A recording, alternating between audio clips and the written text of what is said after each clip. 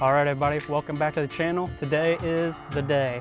We are doing the in-depth review of the 2021 L5P Duramax. So stay tuned to see all the details. All right, so this is a 2021 Silverado 2500 LT Duramax. This is the L5P and it has the 10-speed Allison transmission. And this color is silver ice metallic.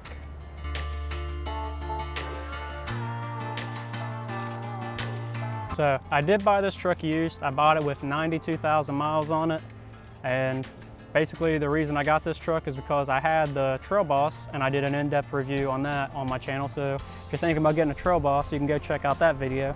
But I got this truck because the Trail Boss transmission just went out on me when I was on vacation. So I just went over, traded this in.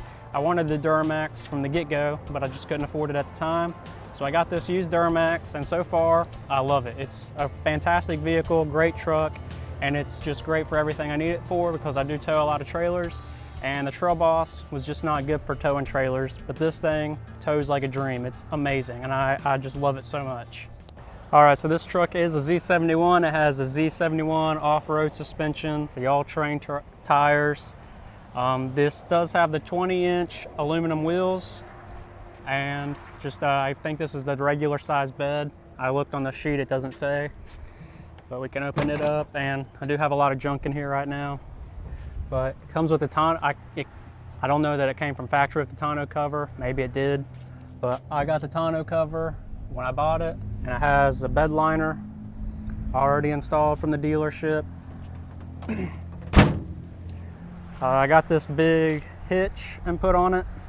So the towing capacity of this truck is like 18,500 pounds, which is insane because the Trail Boss was only 9,000 pounds. It might have been higher, maybe 10,000, but even at 9,000 pounds, I mean, the truck was just, it was dogging. It was not good.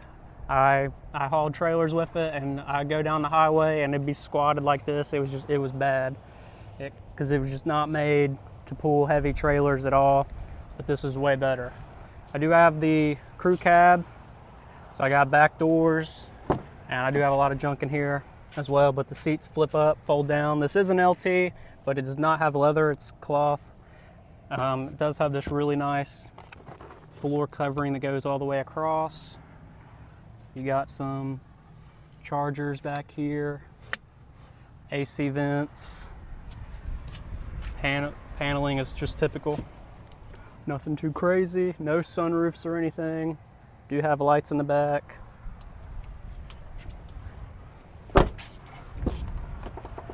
Up front, you do have same typical paneling. You do have wood. I had a custom in the Trail Boss, and it didn't have this. Typical Chevy. You got the dual consoles here, and you got the flip up here, and then you got this down here. It does have the bench seat, and then, like I said, no leather. Same typical dash here. Now in the Trail Boss, I did have a power outlet here, and it was a custom, but this is an LT and I do not have the power outlet. So I guess back in 2021 that wasn't an option for the LTs, but in 2024 on the customs you do get a power outlet. So that is kind of different. I never used the power outlet, but that is something I noticed was different. Here is the spec sheet of everything. You can check that out, pause the video and look at it. So that is everything that I got on this. So coming over here to the driver's side, same wood paneling, your standard buttons and stuff here. All your trailer controls and modes, you can switch to trailer mode or off-road mode, lights. And then the steering wheel. Let's go ahead and start it up. So the menu here is a lot more in-depth than the Trail Boss. So you can kind of flip over here. So that's my DEF because my truck is not deleted. So I do have to buy DEF fuel for it, or fluid, but you can scroll through and see all this information here, which I do like. This wasn't, I didn't have this on my Trail Boss. It was a custom, so there were no buttons on the steering wheel, which kind of sucked. But you got your cruise control stuff, heated steering wheel, voice command. That's how you flip through the menu, and then you got the scroll wheel. On the back, you got volume buttons, and then like to change your song on this side. Then over here here you got home screen, flip through your songs. This is for your radio. I have no idea what this button does. I think it's just like a little scroll wheel. Climate controls.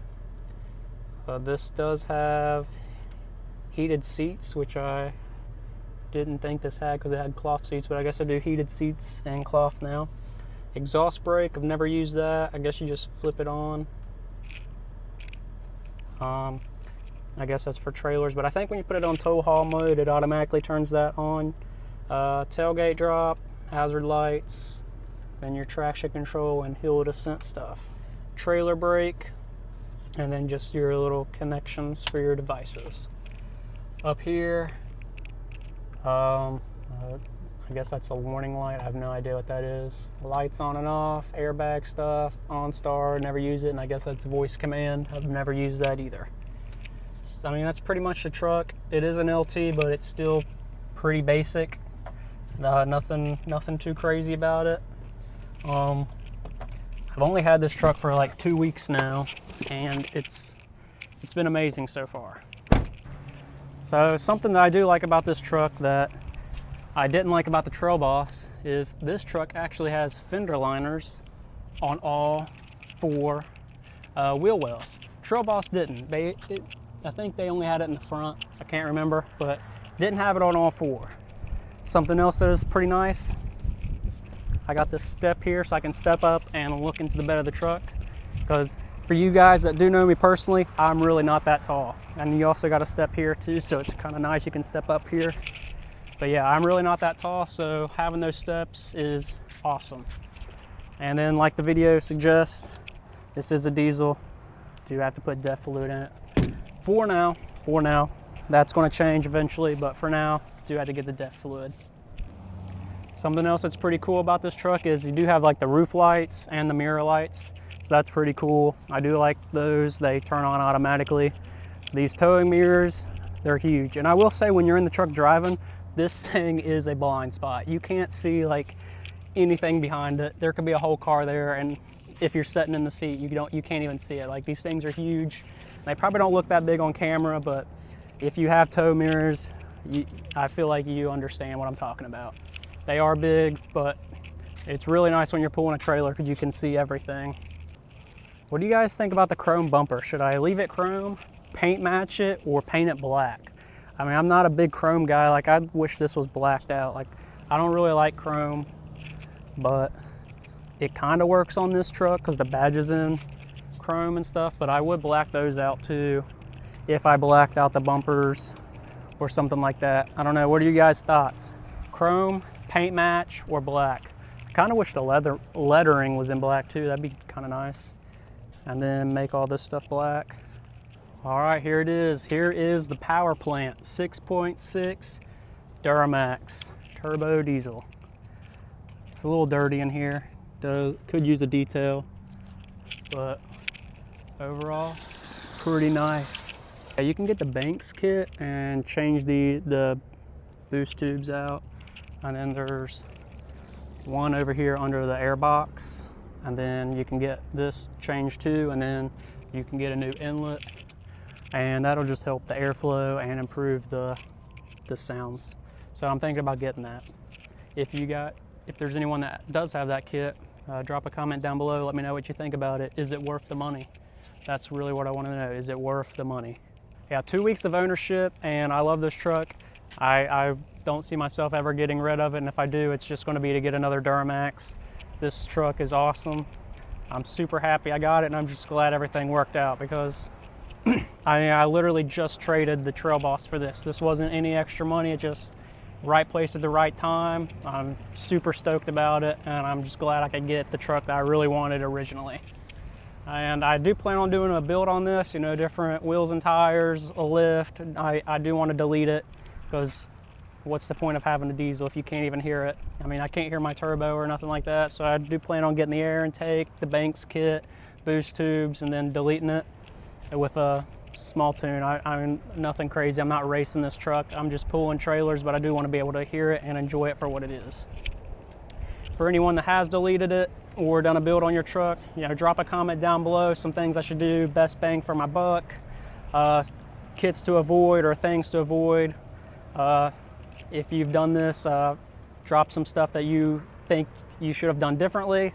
I'm just looking for the best advice here because I've never owned a diesel before, and I've never done a truck build. I have a Corvette and I've done a build on it, but I've never messed with diesels and I've never messed with trucks. So this is a little bit new for me, but I think it'll be a great aspect for the channel, kind of switch it up, you know, because all I film right now is car stuff.